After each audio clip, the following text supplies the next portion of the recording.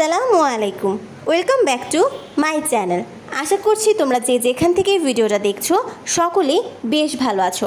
আজকে তোমরা যারা এইচএসসি পরীক্ষার্থীরা রয়েছো তোমাদের জন্য রসায়নের খুব গুরুত্বপূর্ণ একটা চ্যাপ্টার, সেটা হচ্ছে কর্মমুখী রসায়ন। তোমরা সকলেই জানো যে তোমরা কিন্তু কেমিস্ট্রিকে অনেক বেশি ভয় পাও। তো এই কেমিস্ট্রির থেকে ভয় পাওয়ার জন্য তোমরা কিন্তু যে কোনো একটা চ্যাপ্টার যদি তোমরা স্কিপও করো তারপরেও কিন্তু এই কর্মমুখী রসায়নটা তোমরা স্কিপ করো না, কারণ এটা কিন্তু তুলনামূলক একটা ইজি চ্যাপ্টার এবং এখান থেকে তোমার কোশ্চেন আসবেই এবং বলেই দেওয়া যায় যে আমার কোন টপিক থেকে আমাদের কোশ্চেনগুলো হবে। তো দেখো, সেই কারণে আজকে আমি তোমাদেরকে এই কর্মমুখী রসায়নের সব থেকে ইম্পর্টেন্ট টপিক, শুধু সৃজনশীল নয়, তোমাদের যে এমসিকিউগুলো রয়েছে যেগুলো তোমাদের ভুল হবে এবং দেখবে যে তোমাদের এগুলাই ভুল হবে, তো সেগুলো সব কিছু নিয়ে আমি একটা ভিডিওতেই আলোচনা করব। তো দেখো, আমরা শুরু করছি। তো প্রথমেই দেখো, আমি তোমাদেরকে কিছু নৈবৃত্তিক দিয়ে স্টার্ট করছি এবং এখানে আমি তোমাদেরকে অবশ্যই যে জিনিসগুলো দেখাবো এখান থেকে কিন্তু তোমাদের কতেও কিন্তু কমন পড়ে যেতে পারে। তো দেখো, আমি জাস্ট বোঝানোর জন্য পুরোটা প্রশ্ন লিখিনি, জাস্ট বোঝানোর জন্য যে কি কি হতে পারে সেভাবে লিখে দিয়েছি। দেখো, কিউরিং কিভাবে করে। কিউরিং হচ্ছে NaCl অর্থাৎ সোডিয়াম ক্লোরাইড দিয়ে কিন্তু আমাদের কিউরিং করে এবং এর পরিমাণ দেখো 7 থেকে 8% বা 15 থেকে 20%। এরপরে দেখো কিলেটিং এজেন্ট, এটা হচ্ছে EDTA। এরপরে দেখো ইনভার্টেজ হচ্ছে ভিনেগার এবং হাইড্রোজেন প্লাস প্রদানের মাধ্যমে কিন্তু এটা হয়ে থাকে। এরপরে দেখো ইস্টের বৃদ্ধিতে সহায়তা করে কোন কোন যৌগ সেটা লেখা হয়েছে। এরপর দেখো খাদ্য বস্তুর লিপিডের জারণ রোধ করে কে। তারপরে দেখো তৈল ও চর্বিযুক্ত খাদ্য সংরক্ষণে ব্যবহৃত কি হয়। তো দেখো, এখানে আমি তোমাদেরকে যেগুলো লিখে দিয়েছি সকল কিছু যদি তোমাদেরকে আমি পড়ে পড়ে বোঝাতে যাই তাহলে কিন্তু অনেক টাইম লেগে যাবে।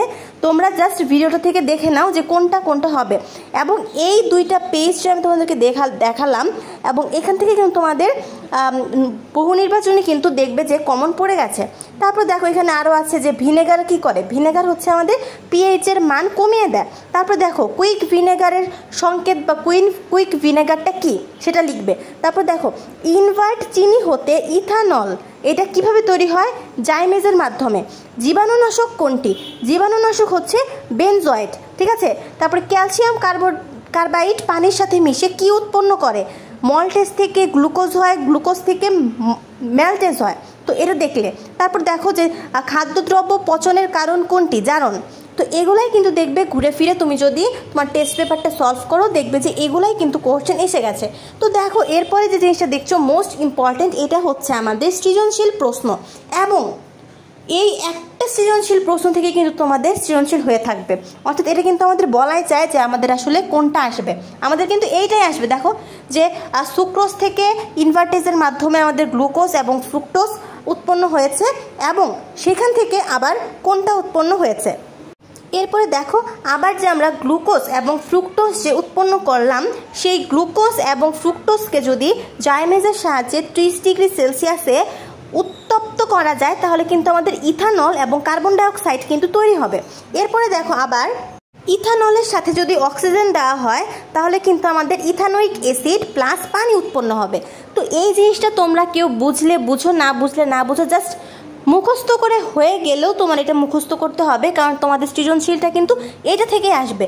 এবং দেখো এটা কিন্তু খুব একটা কঠিন জিনিসটা, জাস্ট দেখো সুক্রোজ থেকে পানি যদি যুক্ত করি তাহলে আমাদের গ্লুকোজ আর ফ্রুক্টোজ উৎপন্ন হবে। তারপরে তোমার ডান পাশে যেটা উৎপন্ন হবে সেটা আবার দ্বিতীয় বিক্রিয়ার ক্ষেত্রে আমরা প্রথমে লিখব।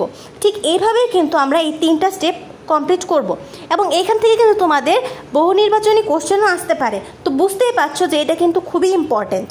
তো দেখো এরপরে আরেকটা কোশ্চেন হতে পারে যে আমাদের দেখো জীবন্ত ব্যাকটেরিয়া প্লাস যদি আমরা হাইড্রোজেন আয়ন দিই তাহলে কিন্তু আমাদের মৃত ব্যাকটেরিয়া হয়ে যাবে। অর্থাৎ যে আমাদের ভিনেগার রয়েছে এটা কিভাবে আমাদের জীবাণুগুলোকে ধ্বংস করে, এই একটা প্রশ্ন কিন্তু খুব ইম্পর্টেন্ট এবং এইটাও আসতে পারে। এবং দেখো অণুজীবের বংশবিস্তার কত পিএইচ থেকে কত পিএইচ পর্যন্ত হয়ে থাকে। তো অণুজীবের বংশবিস্তার হয় 5.4 থেকে 7.0 পিএইচের ভিতরে এবং তোমার পিএইচ যদি 4.79 হয় তাহলে কিন্তু সেখানে জন্মাবে না।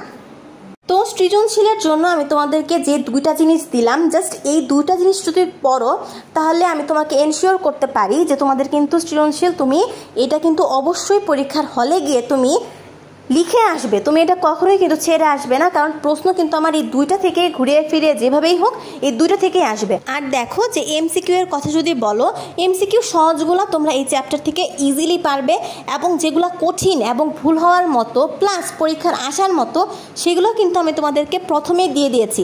তোমরা যদি এগুলো একটু কষ্ট করে প্র্যাকটিস করতে পারো বা মনে রাখো, তাহলে কিন্তু এই কঠিন যে নৈর্বৃত্তিকগুলো তোমাদের ভুল হওয়ার সম্ভাবনা রয়েছে সেগুলো কিন্তু আর থাকবে না। তো আশা করি এই চ্যাপ্টারটার যত কিছু আছে ইম্পর্টেন্ট সেটা আমি অল্প ভিডিওর ভিতরে আলোচনা করার চেষ্টা করেছি, কারণ ভিডিও লং হলে অনেকেরই দেখতে ইচ্ছা করে না বা অনেকেই পড়া বুঝতে পারো না, এর জন্য অল্প টাইমের ভিতরে আমি জিনিসটা গুছিয়ে দেওয়ার চেষ্টা করেছি। আর এর বাইরে যদি কোনো কোশ্চেন থাকে তাহলে তো কমেন্ট বক্স খোলাই থাকলো, কমেন্ট বক্সে অবশ্যই কমেন্ট করবে, আমি তোমাদের সেই প্রবলেমটা সলভ করে দেওয়ার চেষ্টা করব। তো আজকে তাহলে এই পর্যন্তই, দেখা হবে অন্য কোনো ভিডিওতে। সেই পর্যন্ত সুস্থ থাকো, ভালো থাকো, আসসালামু আলাইকুম।